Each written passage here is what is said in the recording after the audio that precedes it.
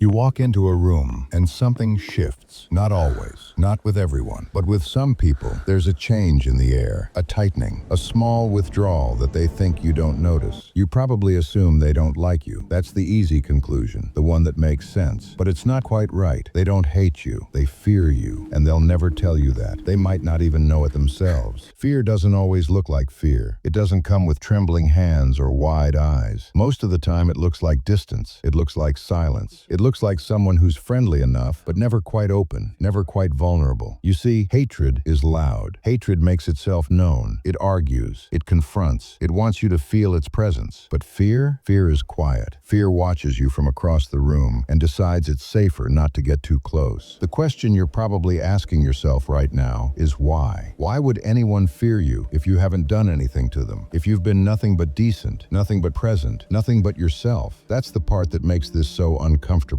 Because the answer has nothing to do with what you've done wrong. It has everything to do with what you represent. There are people who move through life with a kind of internal stability that most people don't have. They're not louder. They're not more aggressive. They're just solid, self-contained. They don't need constant validation. They don't collapse when someone disapproves of them. They don't apologize for taking up space. And that terrifies people who haven't built that in themselves yet. Because when someone sees you standing firmly in who you are, it reflects back something they can't ignore. It shows them how much they bend, how much they perform, how much they shrink themselves to be accepted. And that reflection is unbearable. So they pull away, not because you've harmed them, but because being near you makes them feel the weight of their own compromise. You remind them of the person they're not brave enough to be, and they resent you for it. Not openly, not consciously, but somewhere deep inside where they keep the thoughts they don't want to admit. This is why people who are genuinely comfortable in their own skin often find themselves isolated in subtle ways. Others smile at them, compliment them even, but they don't invite them into the deeper circles. They don't open up. They don't trust them with their messy, unpolished truths. Because trust requires equality. And when someone perceives you as more whole than they are, there's an imbalance, a discomfort, a sense that if they show you their chaos, you'll see through it. You'll see how fragile they really are underneath. So they keep their distance. They stay friendly, polite, surface level, and they never let you in. And you feel it. You always feel it. You can't name it. You just know something is off. That people seem to like you, but don't actually choose you. That conversations with you stay shallow. That invitations don't come. That friendships never deepen. And you start to wonder what's wrong with you. But nothing is wrong with you. You're just standing still while everyone else is performing. And performance feels safer to most people than presence. Think about the people in your life who make you feel the most uncomfortable. Not the ones who are cruel or dismissive. The ones who are just calm, unbothered. The ones who don't need anything from you. There's something unsettling about that, isn't there? Because most human interaction is transactional. We give attention to get attention. We perform kindness to receive kindness. We shape ourselves into what we think others want, so they'll give us what we need. But someone who doesn't do that, someone who doesn't seem to need your approval, your validation, your agreement, that breaks the contract, and it leaves people unsure of how to relate to you. They can't manipulate you because you're not looking for anything from them. They can't control you because you're not afraid of losing them. They can't predict you because you're not playing the same game. And that lack of leverage makes them deeply uncomfortable. So they stay away, not because they hate you, but because they don't know what to do with you. And in a world where most people are trying desperately to manage how others perceive them, someone who isn't trying at all feels dangerous. This is the loneliness that comes with self-possession. It's not the loneliness of being disliked. It's the loneliness of being seen as something people don't know how to approach. You become the person others admire from a distance, but never get close to. The person others talk about with a strange mix of respect and unease. The person who is always welcomed, but never quite included. And the cruelty of it is that you can't fix it, because the problem isn't you. It's that other people haven't made peace with themselves yet. And until they do, your presence will always feel like a mirror they'd rather not look into. You'll notice this most in moments of crisis. When someone is falling apart, they don't come to you. Even if you've been kind, even if you've been supportive, they go to someone who's also a little broken. Someone who won't make them feel worse by comparison. Because misery doesn't just love company, it loves equal company. And you, in your quiet stability, are not equal. You're a reminder that it's possible to hold yourself together. And that reminder, in their lowest moment, feels like judgment. Even though you're not judging them. Even though you'd help if they ask. But they don't ask. Because asking you for help would mean admitting they're not as strong as you are. And they'd rather suffer alone than face that. This is why people ghost you without explanation. why friendships dissolve without conflict, why you're left wondering what you did wrong when the truth is you didn't do anything. You just existed in a way that made someone else feel small, and they couldn't forgive you for it. The most isolating part of this is that you can't even defend yourself, because if you try to explain it, you sound arrogant. If you acknowledge that people fear you, it comes across as self-important, so you stay silent. You accept the distance. You stop trying to figure it out, and over time, you learn to expect it. You learn that certain people will never let you in, that certain rooms will never feel warm, that certain relationships will always stay on the surface, and you stop taking it personally. Not because it doesn't hurt, but because you understand now. You understand that most people are not rejecting you. They're protecting themselves from the version of you they wish they could be. And that's not something you can fix for them. So you keep moving, not louder, not smaller, just as you are. And the people who fear that will fall away. And the ones who don't, the rare ones who can stand in their own presence without needing you to dim yours, those are the ones who'll stay. And maybe that's enough. Maybe it has to be. Because the alternative is spending your whole life apologizing for being whole. And that's a price too high to pay for belonging. You can't hate someone for fearing you, but you also can't save them from it. All you can do is exist and let them decide whether that's something they can bear.